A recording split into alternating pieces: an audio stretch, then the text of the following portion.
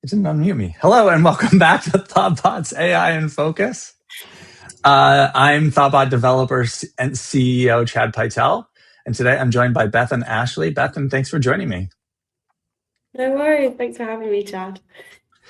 So you're a product lead at ThoughtBot, and so you came to us with the idea of exploring Figma Make. But how does this incorporate into your work at ThoughtBot? Exactly. So it's a new tool that I want to experiment with. It works for PMs or product managers so that we can quickly play with a few ideas that we have. But today is really about experimenting with that together, and then we can talk about the pros and cons as we go. Yeah, we're also seeing Figma Make with clients coming to us with prototypes already, testing out their ideas, getting a handle on the shape of the problem that they're trying to solve. And I'll have to say, from a perspective of someone who talks to a lot of people, it's both good and bad. It's good because it's much more concrete and real and easy to understand. We can have something concrete to talk over, and it also reduces, in the short term, reduces cost for the client. In the hard part about it is there's a lot of stuff already there and done, and that, as someone who's trying to quickly get up to speed and understand and to potentially scope out and give estimates for what it might take to build, there could be a lot of context to build up, but also there could be things there that truly aren't necessary for an MVP. And so the client, we'll see today, we're going to make something that's pretty functional and seems real. And so it should just be easy to finish it and go to production, right? So let's see where we end up today as we build out the idea for a new product. Yeah, I think you hit on something quite essential there, Chad. It's very easy with this to go straight to high resolution. And historically, designers, product managers, we sit there and we do draw out things occasionally and sketch things. and what this is going to make today is unvalidated. So it's very easy to get very attached to something very quickly, and realize that actually that's not the way we should be solving it. Yeah. So I'm going to switch over to the screen now. And so so Figma Make has been out for a little while. And the shape of what it does is you prompt it. And it starts off a little bit like if you've watched previous streams where we're using Claude Code to generate an application from context and prompts and that kind of thing. But it's within a sandbox provided by Figma that builds JavaScript UIs. So, right? Did I get that right? Yeah, you did. So exactly that. And I think if you're on a free membership, you get a certain amount of prompts like within your daily limit. And then obviously if you're on a different sort of full paid seat, you get more prompts. And then you just access it from your sort of main dashboard. It's in the top right. Mm-hmm. Shall I give us a little bit what of are we an going to intro? build today? Yeah. Yeah, exciting. So we've got a shout out for another of our thought botters. His name is Sammy. He came up with this idea recently on one of our podcasts. And today we are going to build a fish dating app. So what have you never needed in the world, but definitely need now, Chad? I need a fish dating app. Well, first of all, I need fish. But then I need to find dates for my fish. Exactly. Now, this is funny. It's a funny idea, but we actually get a significant number of potential clients, and we've worked with a couple to do dating apps previously. And there's a lot of people out there now, sort of meta level, who are really thinking about how AI can help with matching and change the experience of dating apps as well. So, exactly. So. I'll give us a little rundown on what you can see on the screen. So obviously, as Chad said, you said at the beginning that you can prompt it. So we're going to start prompting it very shortly. But it's worth noticing that you've got some examples down here. So kind of like the collective libraries that you can leverage as an example to start with. Or you can just dive straight in and start prompting, which is what we're going to do today. And I notice you can also attach designs to guide the result. Yeah. Exactly that. So I think you press on this plus button and then you'll get a pop-up to drag and drop in there. Mm-hmm. So I'm going to start off deliberately non-prescriptive. I'm going to see what magic comes up, just to see what it does. I expect our first prompt might take a little longer while it's generating sort of the outside, the infrastructure and the general flow of the app. So I want to create a dating app for fish. Let's go. Yeah, that was very broad. Yeah, we'll see what comes through. You can see that it's doing some stuff very fast in the background. It's planning now, and then it's working. But it went pretty fast. But it did put together a plan and said what it was going to do. Exactly, and now it's giving you some snippets of code while it builds.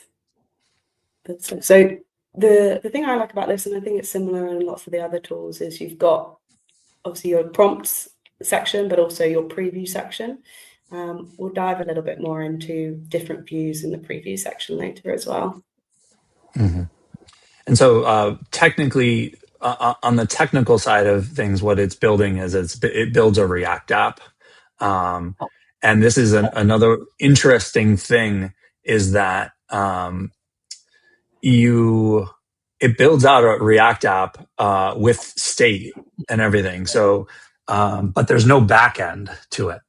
It's all front end. So there's a real, one of the questions that I'm going to have going into this is, okay, can we really take because you can download the code that's all generated. It's a real working React application. How much effort would it actually take to hook it to a back end and make it even more real? Um, is what comes out of this something that can actually be built upon, or is it really just a throwaway prototype? That's one of the questions that I have going into it as a developer. I've seen previously it's sort of asked me to connect to Supabase as well as an option, but I think you have to do some integrations. Mhm. I didn't realize that it could do that, but that's really powerful potentially. Ben asks, is this a free or paid tool? So it is part of both, right? Yeah, yeah. You get a few free prompts a day through the free version of Figma. I think when I've been testing, it's between like 4 and 8 prompts a day. But this is the paid version that you're seeing right now. Yeah. Okay, we got our app. We have an app, so let's just make some space for our app. Look at this. Okay, we have an app with a title and an interesting logo called Plenty of Fish. Some copywriting issues there. And not copywriting. Yeah, copyright. Oh, Nemo, yeah. Yeah. With a picture, and then we have some some text, so name, age, location, some text, some tags, and then a yes or no. So you can see it's got the basics here. Let's see what Hmm. else it's got. I'm just going to zoom out a little bit. Let me know if that is too far on the screen. I'll try and get some more things in. Yeah, So I think there's it's some okay. chatting functionality. Thanks. Chatting functionality, no matches yet, and then our fishes. Okay, let's like Nemo. We're a fan of Nemo. And continuing this theme, you can see that it spun up something. This isn't a bad first start, to Hmm. be honest. Yeah, and so notice like it when you liked it, it added a badge of one to the matches. And that's what I meant by it actually is building a React app with some state. And generally speaking, if you refresh the browser, you lose all the state, but it is building up state in your browser. So what happens now if you go over to matches? Yeah, let's have a look. We have matched with Nemo, who we can send a message. Hmm. Now, I am actually pretty surprised that this is so well linked. When I've been playing with this previously on sort of different apps, Hmm. not all the buttons always work. So you have to go and do some fixing, or it throws an error in the prompt console as well occasionally. You Can have we to go can and we type? fix. Let's type something to Nemo. What should we type? Hi, Nemo. Let's see if it does emojis. No, no emoji shortcut. Oh, we've got some Okay. emojis.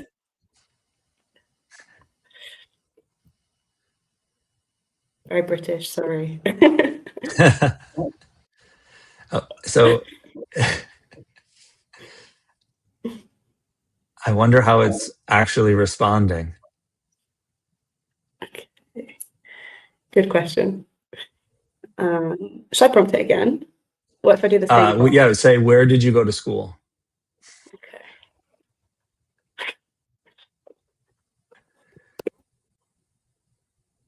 Okay. Okay, so it's Well, okay. I'm still impressed, but less impressed. yeah, I was hoping for another like a school swimming fish joke. Hmm. Hmm. Back. Um, wow, and you got to that by clicking on chat on Nemo. So I guess the chat screen is probably going to show you your different chats that you have. Oh, okay. Yes, although No, it it did just. lose that, Hmm. and the back button here doesn't work. So this is an example of where it's kind of like good enough. It's on prototype Hmm. rather than full functioning right now. Do you want to play with some of the branding? Sure. Yeah. So I guess in the animal kingdom, bright colours attract fish. So I was thinking maybe we could upload an image into the chat. So as you mentioned it, you can upload images into the prompt and see if it can pull branding from an image. So let's give that a go. Probably. Bear with me. Okay. So I just copied and pasted a picture from the clipboard. It doesn't have to be on your local machine or anything like that. Use this as inspiration for branding. Any other requests, Chad? Some bubbles in the background or something like Oh that? yeah, bubbles. That's a good idea. Bubbles. And for those of you watching live, we are monitoring the chat. So if you have ideas or things you'd like to see or for us to try, feel free to drop them in, and I'll make sure that we give it a try. What's happening here? So we're thinking.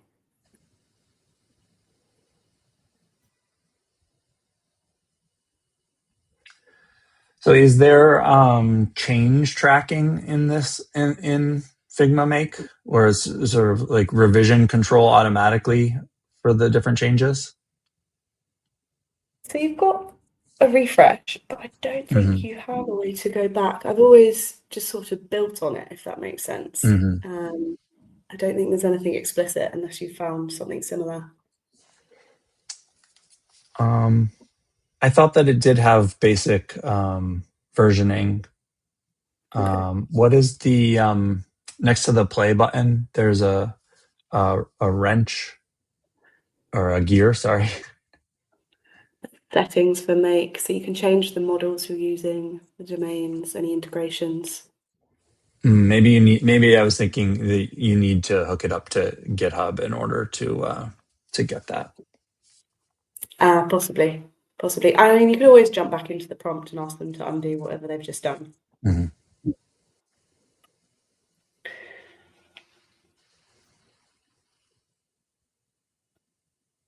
So you can see it's not instant. It does create a Mm-hmm. plan, think, and then generate the code. Yeah, and one of the things that it seems like is that this is a little bit slower in theory, but it's doing more than most of the other tools that we've used on the stream before by itself, all in one go. So while it seems to take a little longer, it's doing more. That's certainly a color change. Ooh, the bubbles are animated. That's pretty cool. It kind of has taken inspiration from that picture. If we go back to that picture, we can see it's picked out the blue, picked out some of the coral colors, and it paid attention to the bubbles, which is entertaining. Do you want to have shall we look at the code here? Do you want to jump into the code preview? Yeah. So there's the preview, and then there's the code, and yeah, go over to the code. So there's a Yeah. basic editor built in to Make, right?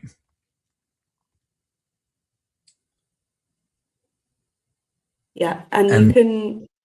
Oh, sorry. Go ahead. no, and then I was going to say, but you can also hook it up to GitHub, or you can download the full source as a zip file. Yeah, that's in this top right. Once you're in the code view, you just plug that one in. It's quite easy from here to change things like strings and things like that. You don't have to be the Yeah. most technical to be able to go in So and I change it. see it has an array of potential responses to the chat. So Oh that yeah. makes me think it was responding randomly to that, and we just happened to get the same one twice. But that's the kind of thing. Actually, if we go, can you search for find responses? Yep. Oh, fish responses is what it is. And then yeah, so here it is where it's what it's doing is it's taking the floor of a random. I think if you scroll over to the right, um, Yeah. it'll be math dot random. Yeah. So one of the nice things about this as we do this is like, you can go in and look at how it's working and what it's doing. And if you have knowledge of code, you can figure that out and potentially make changes directly without having to reprompt or do everything through prompts.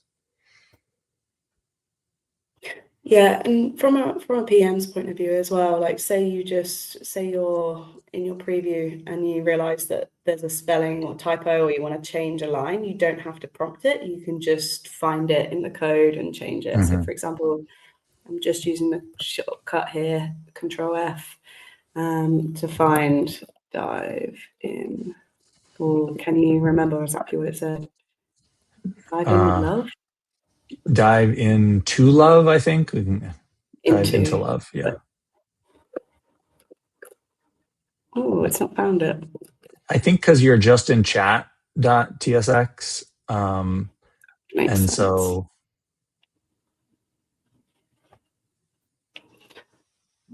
Good question. Where is this going to be stored? maybe an app.tsx.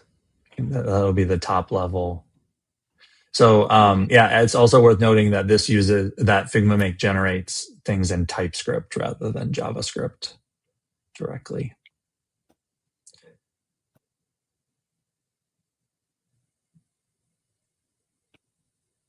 It's found it, but it's probably off the page. Dive into There it love. is. Bingo. Let's change that to swim.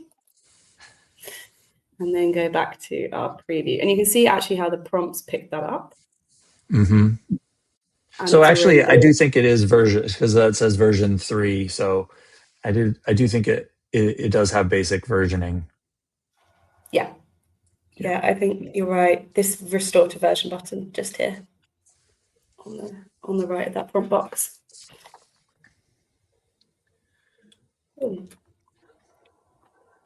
So that's a little bit of an intro into the back end of it. Would you be up for making some more changes? Yeah, I was wondering, should we try to fix that back button or do you have something else in mind? Let's fix that back button first. That was in the chat, wasn't it? Mm-hmm. So we need to, you know what I realize is missing is create your own profile. That is missing. Right, right. Right, let's not try to do too much. Yeah. But One that's prompt. good to know. That would be a good feature to add. Yeah, exactly. So let's like Nemo, go and message Nemo, and then the back prompt here doesn't work. So the message functionality, the back button doesn't work. It's fixed. But also, I think, Chad, this is us actually getting trapped in seeing something high res, Yeah. and rather than thinking about the user experience, does it need a back button? Right. So this is one of the easy ways to get fixated on seeing something that's high res rather than thinking about the functionality of what's important to your users, what's important to the business. Mm-hmm.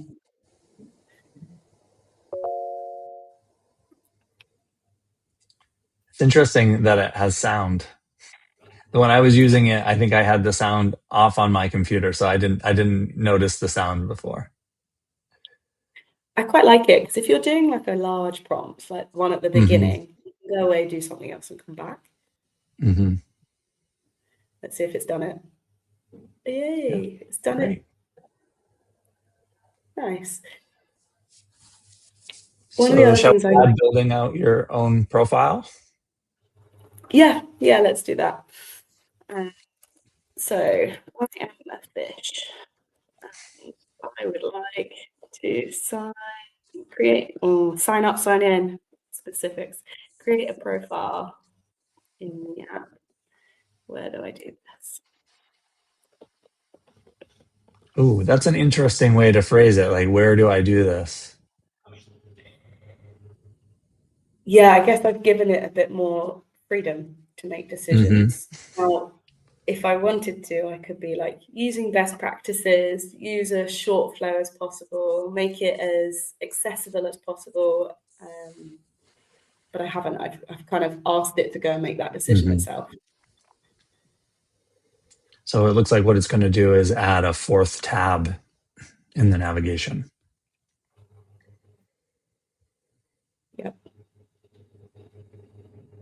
And the thing that's kind of missing from this right now, like we're using what we create to put into the app, but ideally, what we would be doing is testing this with real fish to Mm-hmm. see what they were and weren't using and what they would get stuck on. Because it contributes to the feature bloat, like you were saying earlier. Is it really valuable right now? Right. Oh, we have a profile.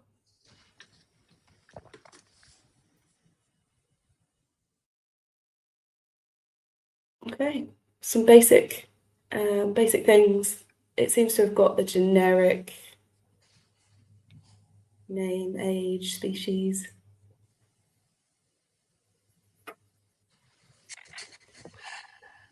Does the interest selector work? Can we X out like exploring or add things? It Okay. does actually. Blowing bubbles. And yeah.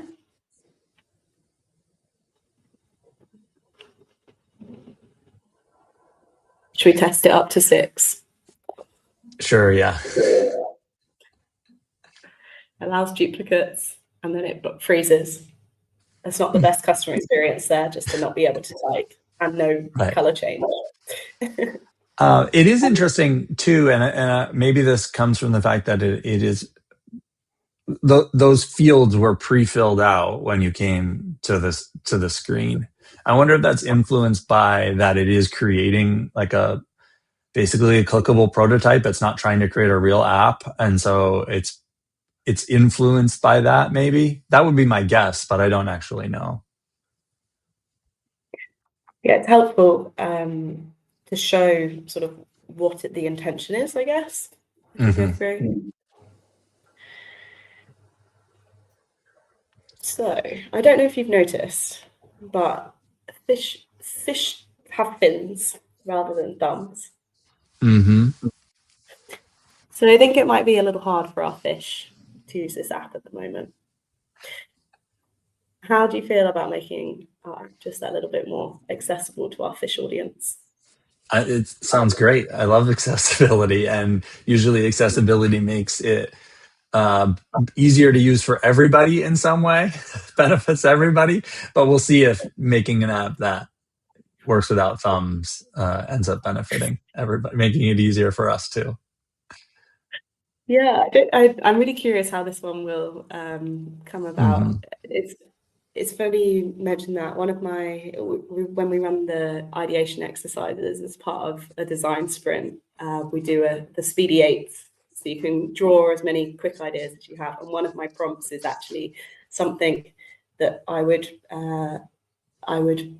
make or build for my mum. She's not the most technical person, so I like to make sure she's in my prompts as well to make sure that things are more accessible to more people. Hmm. So let's go. I quite like this as well because you don't have to know the details of the accessibility standards, for example. Right. We'll go and work them out and come back to you with them as well.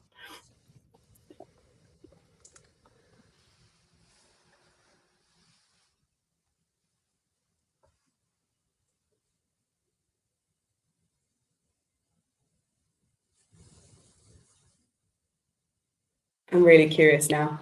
I know this open-ended thing is funny to see. Let's see what happens.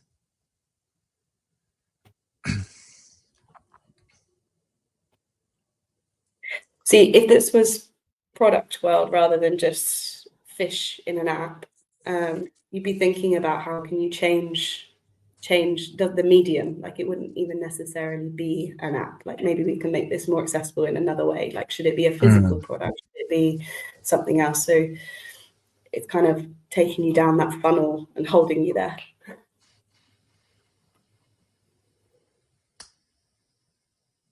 Taking a long time to think about this one.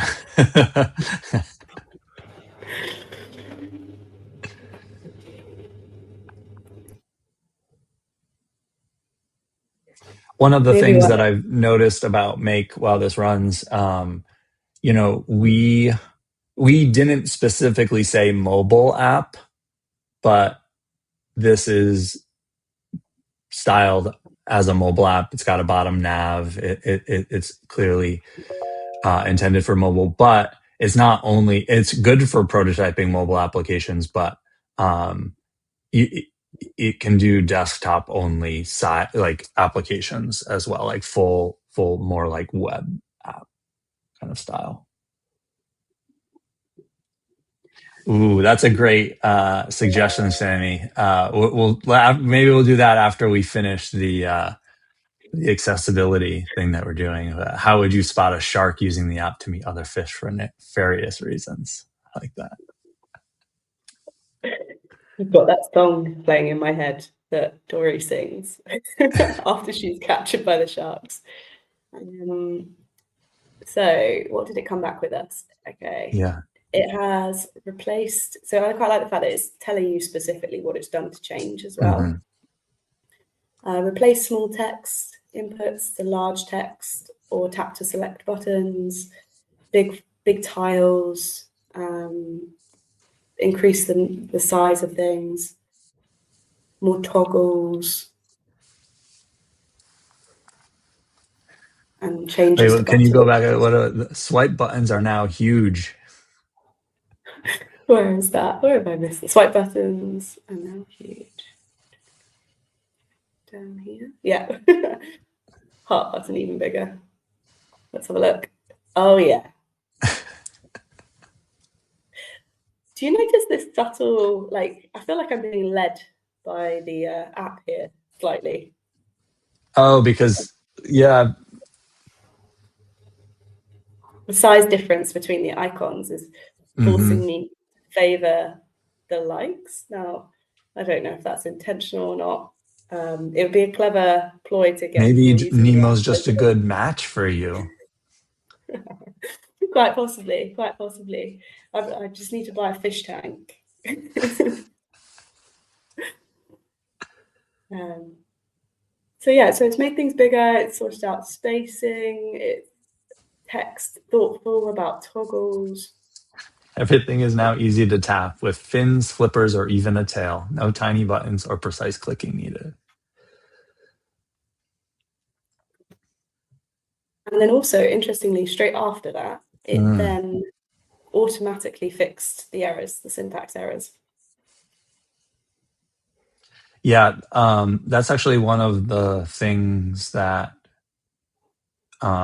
technically speaking, the fact that it's building in TypeScript is actually an advantage because um, it's easier to know. Oh, the way TypeScript works is it is compiled.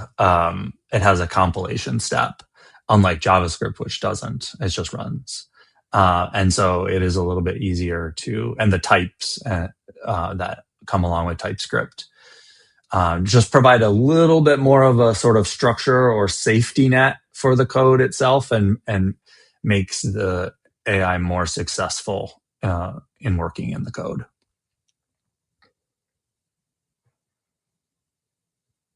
Shall we give Nemo a little like and see what else has changed? Yeah. Actually, wait, let's say no to Nemo. Let's say Okay. no to Nemo this time. Let's say yes to Dory. Yeah. Okay. It is a match. And another fish. Okay, so we've amped up our matches. I quite like these animations, actually. I wasn't expecting those so much. Mm-hmm. Now we have our matches. So you can see, oh, there you go, little glitch. And it might be the What happened? how much we're zoomed in or not. I actually can't access these buttons. They're below the bottom line. Let's see if I zoom out on my browser. Then it obviously changes the resolution so I can click them. And then messaging Dory, I can message as normal. Hello, Dory. And then going back actually takes you to matches. Okay, so it's made those quite succinctly. Oh, the profile is completely different than it was before. So now you have your name. If you scroll down, you have your name, and then that's what I was talking about. I didn't quite understand what it was talking about, the select when it made the accessibility changes, but being able to select things like your age, or now you're selecting the kind of fish you are instead of typing it in. Got you. Do these work? So far, so good.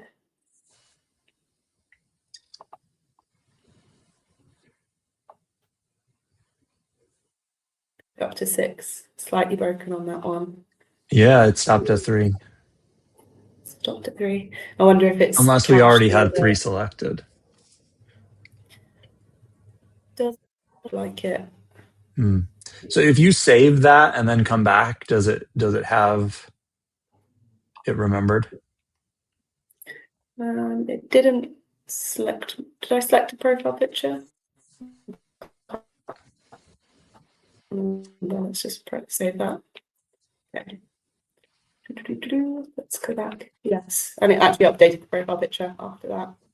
Mm-hmm. Yeah.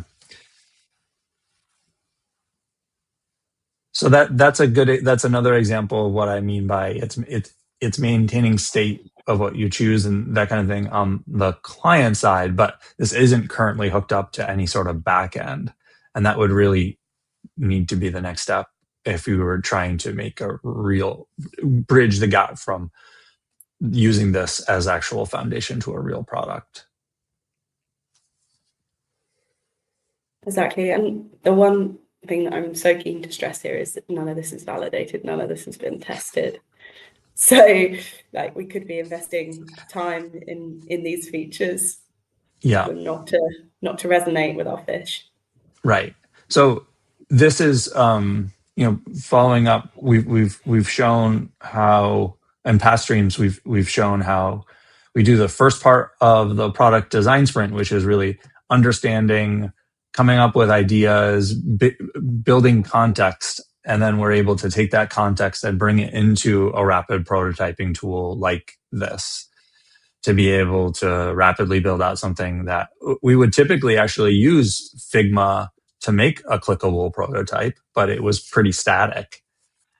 And now we're able to make a prototype that's rapidly built out, a little bit more real for people, and then that we're able to then test that with real people. So that's part of the typical flow, and we're not taking a ton of time to do that. That's typically done in the span of a week.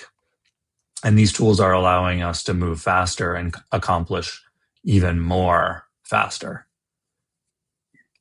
Yeah, I think where it's also still really important to have a designer like around overseeing this, doing this, is because it's so easy to not like the main purpose of this page could be the smallest. It's very easy for the app to put this as the smallest space on the page. So if your main functionality takes up the smallest bit, then you need to make sure that the heat map of the app is balanced correctly for your user journeys and your customers' outcomes that are actually wanting. So the example for that would be in this app, I actually have to scroll down to the thing that I want to do. Now I'm going to make an assumption that I can just swipe like I would normally on a phone.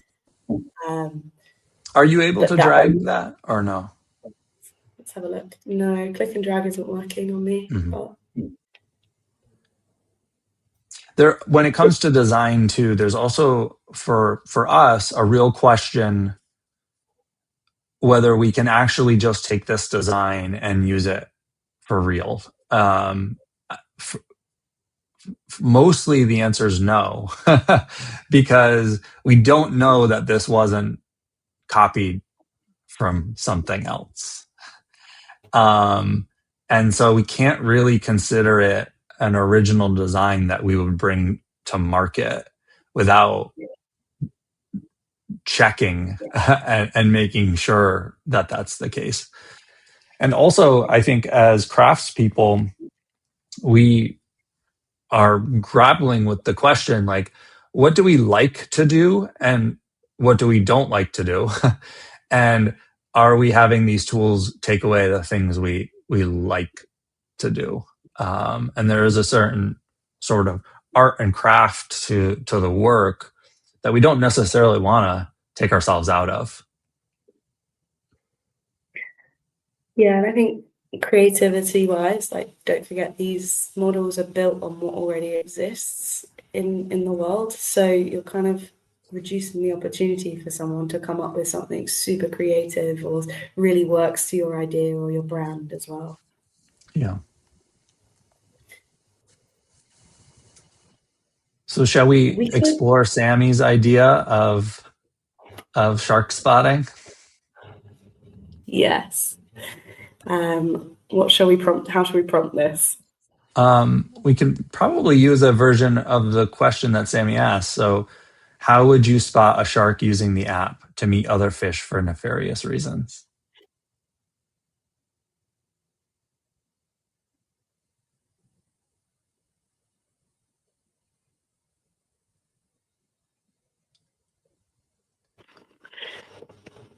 For non-dating reasons. Non-dating reasons. I was like, please don't test my spelling.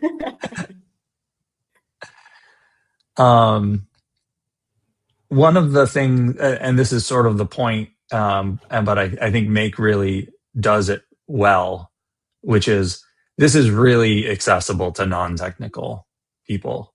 We're prompting in pretty generic language around even just asking a question, not even saying how to do it or what to do.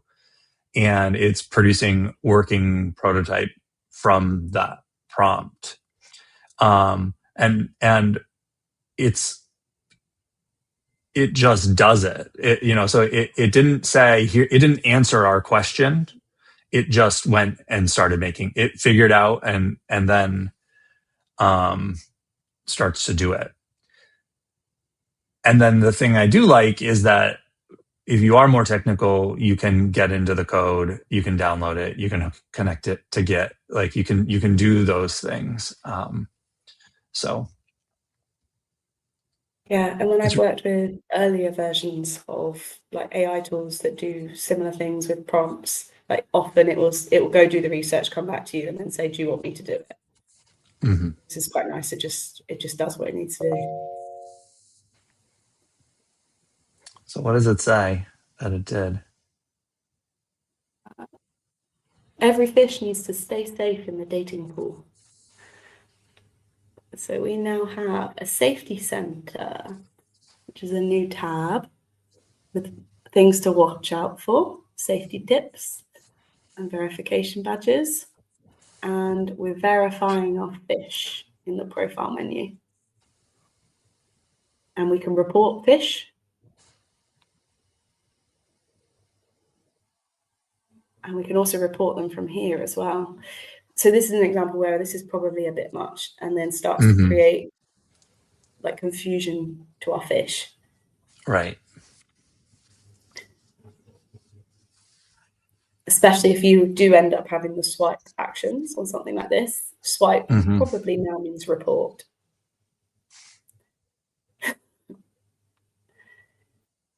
Should we have a look in our tabs? So we said we have bluefish.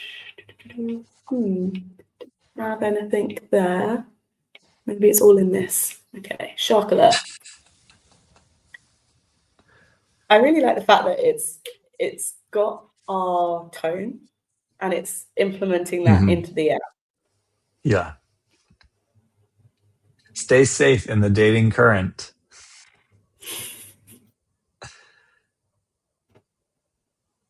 Makes comments about looking tasty or good enough to eat.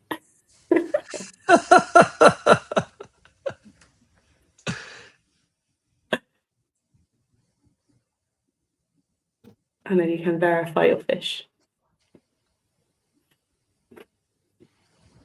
What happens if you click report suspicious profile? Thing. Okay, so nothing. Yeah, that's okay. And that's the kind of thing where, if we're not testing that, or it's not, you can have those dead ends because they don't matter for the tests that we're doing with real users. Exactly.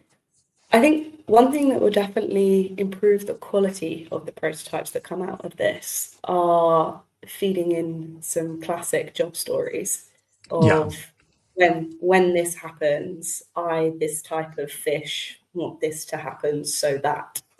And similarly, like if you prep your model with like who your customer is and everything you know about them, it can make better informed decisions.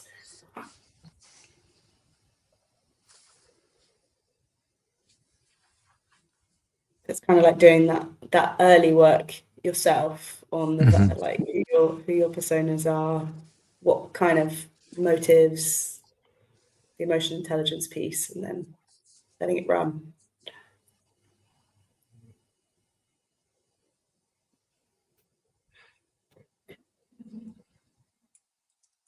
Shall we? I'm wondering about asking it, or I don't know how prescriptive to be. I'm thinking about the fact that it's not swipeable, and also the fact that we've got these 3 buttons now. I wonder, do we ask it to like clean this up? Do we like explicitly ask for making it swipeable? What do you think? Let's try and put them both into one prompt and see. So the security flags aren't clear. We'll just be really vague. Like that's the kind of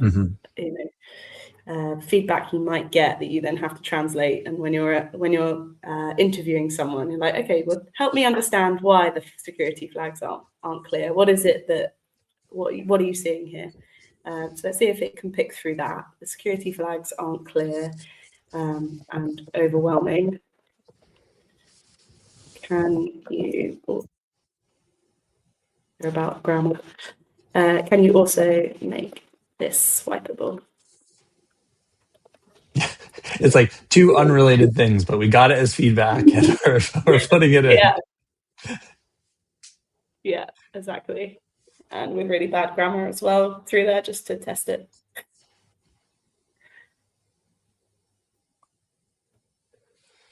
But it does a good job of reasoning that into a real sentence.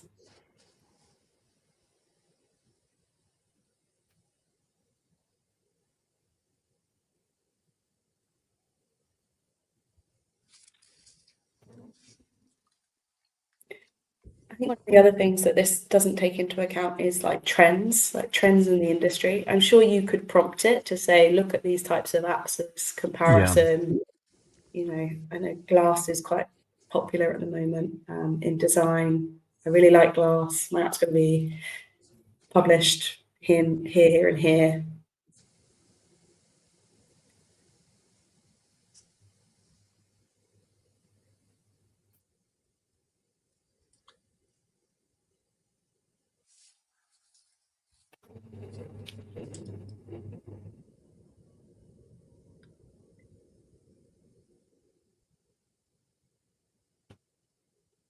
What are we doing? We're fixing the import, redesigning the safety center.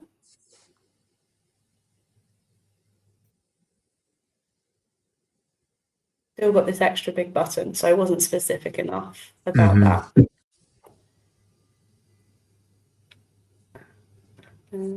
So I'm reading what it's doing, and actually it thought we were talking about the safety center because we lumped those two unrelated things together.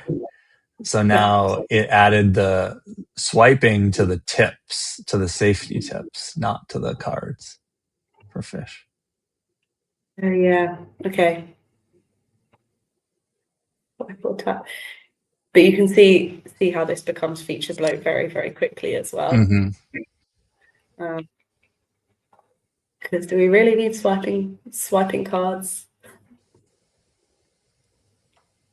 Swim away immediately.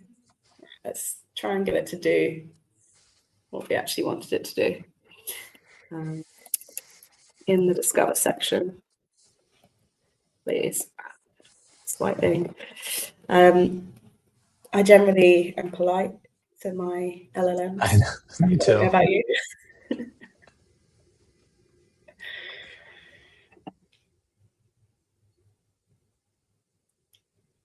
I wonder what it's going to do with these three buttons and swiping.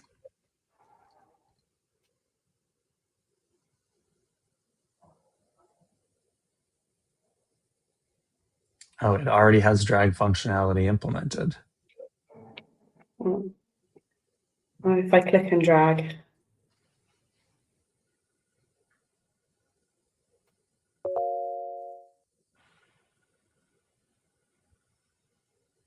Swipe with your fins.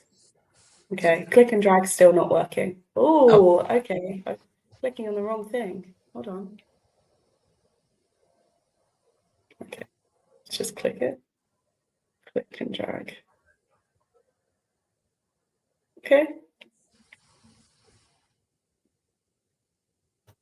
Let's try restoring it to version 9 and seeing if it had it, and I just didn't know how to use the functionality.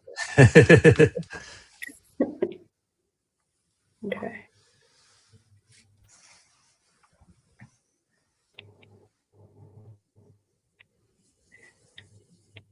Yeah, it did. It did it automatically. Okay. Okay. Nice. It's still unclear to me because like if you go up, this fish has a red flag on the top of it. Is that just showing an example of where it would be if that fish was flagged? Because that's not tappable, is it? That's not clickable. Yeah, it is. So that's how you Okay. So I think this is an example of why having two red flags on the screen. And Mm-hmm. also probably this shouldn't be red. I'm going to Right. caveat all of this with my non-designer hat. But It's way too prominent, basically. Yeah, exactly. Visually. Exactly. So it should just be there when you like choose to click on it, it then changes color. Right. Right. That looks like that the fish has been flagged. Can we give it that feedback and see what it does? I'm going to be more specific, knowing Mm-hmm. that it got confused last time.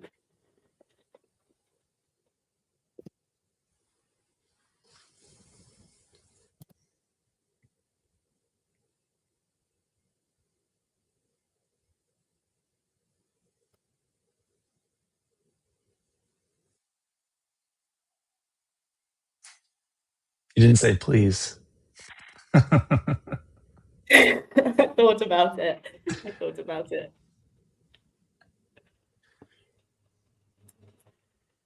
Okay.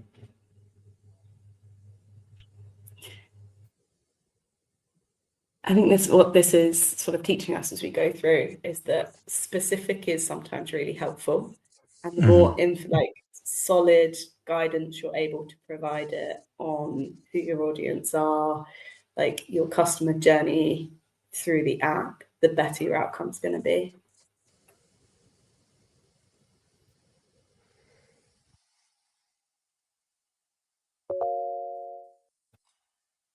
Okay, what do we got? This is equally as worrying. Yeah, if not more so. I feel like there's a bug in the app somewhere when it shows me that, like the file's missing. Right. I Um, wonder, is it better to try to continue to prompt it, or is it better to just go back and try again? Does it, I guess, sure it makes much of a difference mhm, unless we change our wording. Should we right. try it? What happens if I restore and then use the exact same wording? Does it come up with the same? Because Oh, yeah. Good. Yeah, that's a good thing to try. yeah, what I've found when I've tried to do this previously is even with the same prompt, but on two different like versions of Figma Make, you'll actually get something different each time. Hmm. From Hmm. it will look slightly different or different order of features and things.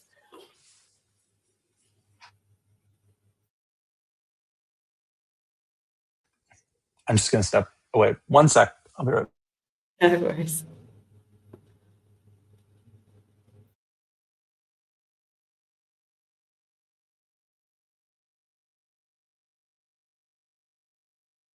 Again, let's see if we'll end up with the same as we had last time, or whether it will be something different. I am traveling. Folks might recognize I'm not in my usual place, and I heard housekeeping. I'm in a hotel, and I heard housekeeping coming down the thing, so I wanted to put out the privacy sign. Sounds like a good call, Chad, unless we wanted some extra viewers on the live stream. Yeah. Okay, it's done it again. It's taken about the same amount of time. Looks like it pretty much did the same thing. It did. It did. Okay. Now So I it's can see crystal it's, clear that these are buttons fish can tap. I love it. I think you could easily spend quite a lot of time like Yeah. trying to get this right. So you could be prompt, prompt, prompt, prompt. And if you're on the free version of this, it's probably a very quick way to Hmm. like use up all your prompts for the day. So maybe strategically choose your prompts on those days if you're on that version. Yeah. Maybe we can say that we actually liked the flags.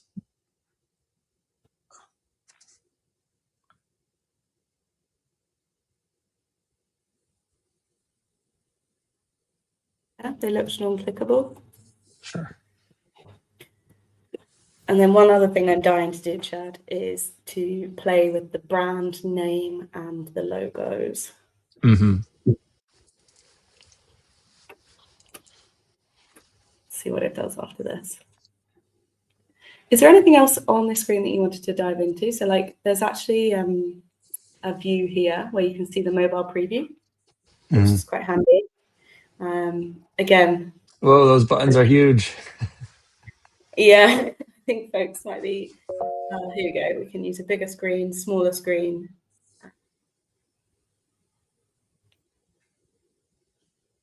Quite helpful. But you would want this like sort of in a reactive environment on multiple different screens to be able to fit better to the screen. So Yeah. those buttons aren't hidden at the bottom or they're not disproportionate to the screen size and things like that. Okay, and also I forgot to mention there's actually a console, so you can see what it's up to when it's doing it as well. Cool. Okay, so what do we have? We have flags again, non-clickable and with a hover, Yeah. and they work. Nice.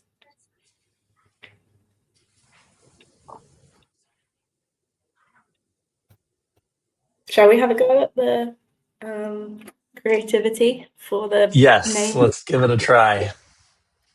So let's get creative. I want full creative mode. Something that will inspire our fish to date with the app. Change the app name and logo to match, keep in theme with the current branding.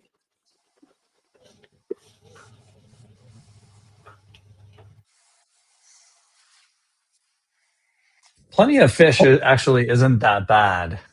I feel like it exists though. Is that not Oh, a really? real app? Yeah, or I think it is. It is a real dating app, I think. Oh, okay.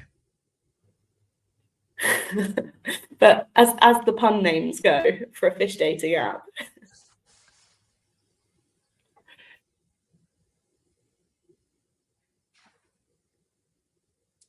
What is it? I'm thinking Binder.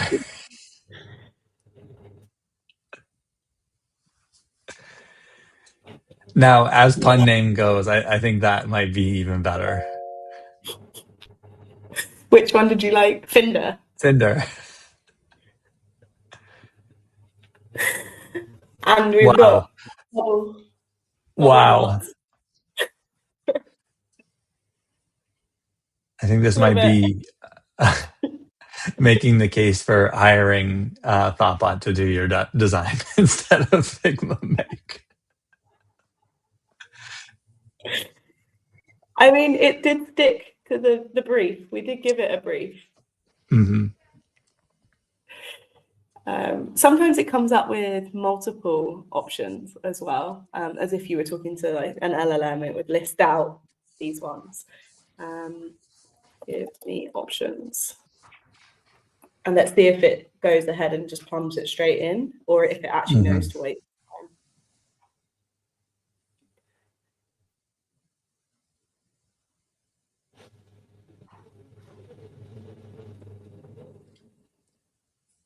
So yeah, it's doing the options in the app itself. I wonder how they're going to be presented. Yeah, let's see what it turns out.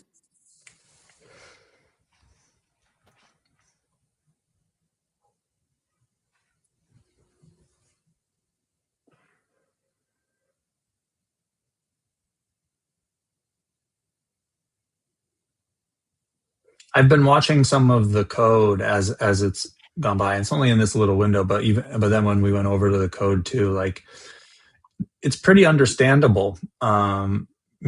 In terms of it's not a big mess, is my initial impression. So that's good. It also makes it more likely that someone non-technical can just jump over and find the copy change that they want to make and be able to make it. Yeah, I was going to ask you what you felt about like the organization of files and generally like quality of code that's coming out. I know it's hard without digging through it a little bit more. Mm-hmm. But my initial impression is, that it's not terrible. That's good. That's promising. So there are all the options.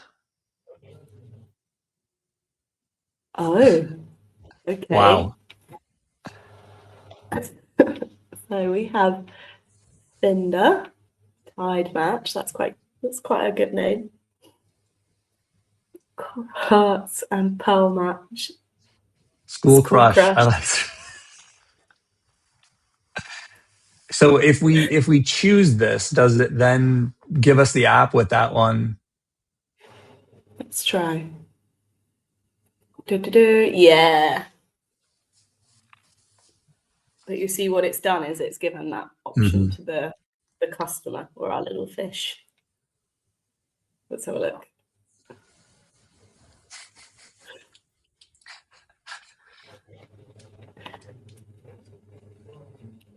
I have seen it generate more intricate logos as well in the past. I think we could really push it to like generate a logo as well. They're all animated, so it's picked up on our request for animated bubbles.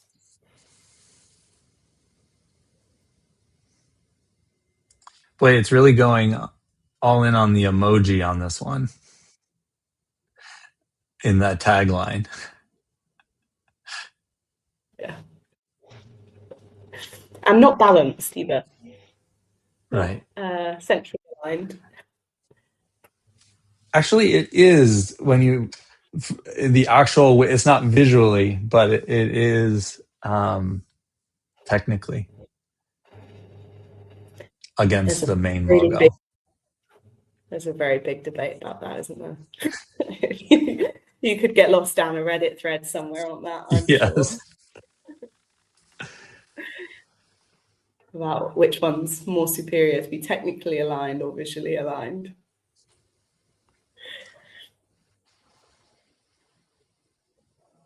Okay. Is there anything else that is inspiring you with our fish app? Anything else you want to dig into? Well, if anybody's watching has any ideas of things that they'd like to see, now would be a good time to drop them in the chat. Um,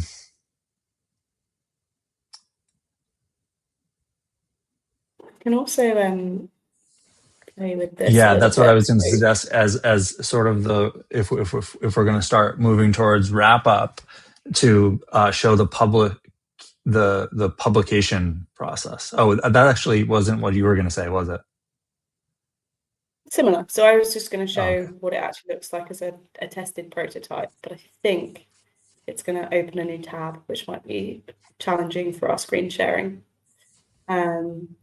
Let's give it a whirl anyway. Essentially what it does is just remove this chat side and shows you this. But we can look at the publishing. I think also sharing. You can share Right. to people the same way you would a normal Figma file. Publish process.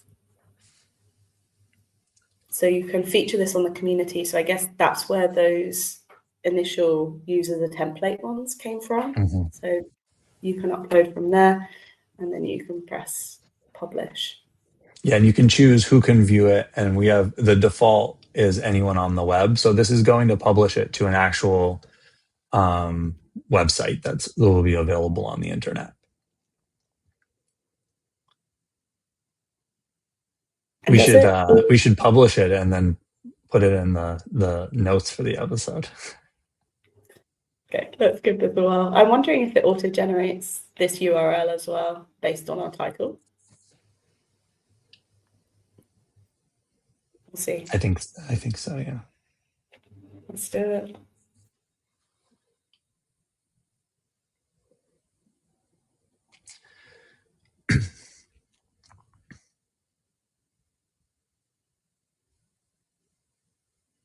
Cool. So you get the URL.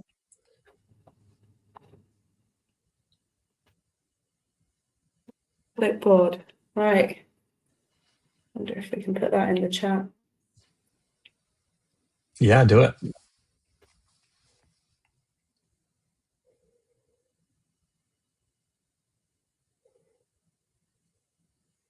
I think I have to join the chat on YouTube to be able to do it.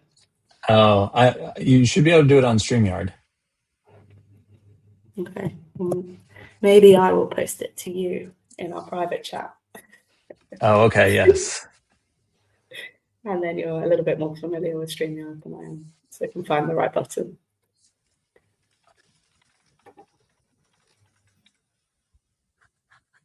Okay.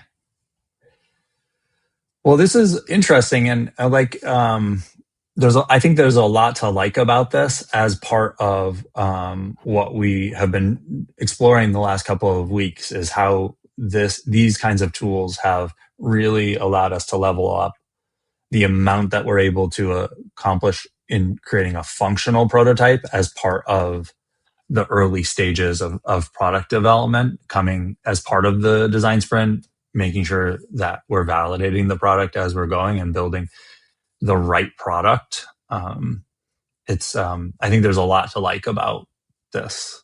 What's your take, Bethan? I think it's helpful to illustrate ideas quickly. And I think the more value that you put in, the more you're going to get out.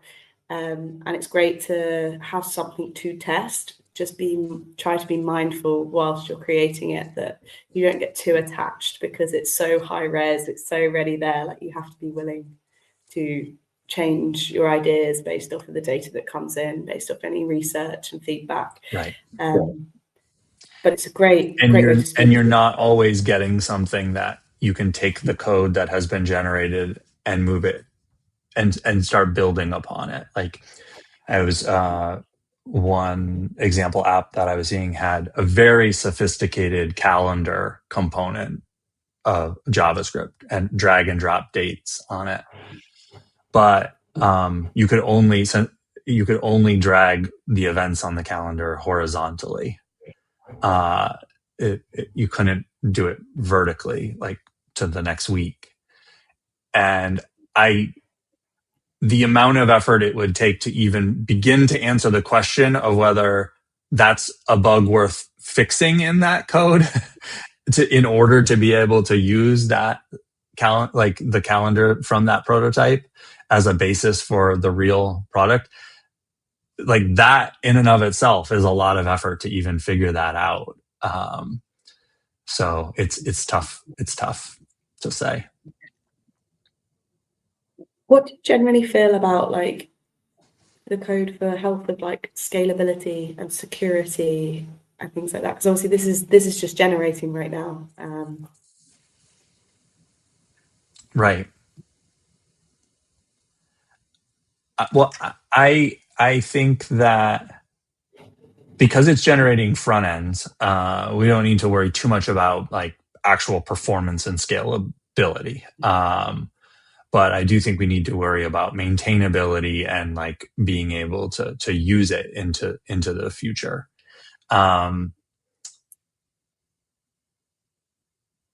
That's where I think most people are going to hit a hurdle around whether the code is actually worth building upon. Security wise, again, since it's just a prototype, you don't need to worry about that. But that would be like major questions for me in terms of taking the significant amount of code that you didn't write or review and building upon it. There might be hidden pitfalls in that you didn't even realize. Yeah, that makes sense. Well, this was great. Thank you very much for joining and exploring this new tool with me. No worries. Thank you everyone who's watched along as well, and those who will inevitably watch along in the future. Yes, and we will be off next week because of the Thanksgiving holiday in the US. But we'll be back the following week. And thank you for watching. If you've got ideas for new products that you'd like to have us explore or new features to implement that actually use AI, we are all ears. Drop them in the comments here, and we will swim on over to to take a look. Thank you all very much. I'll see you next time.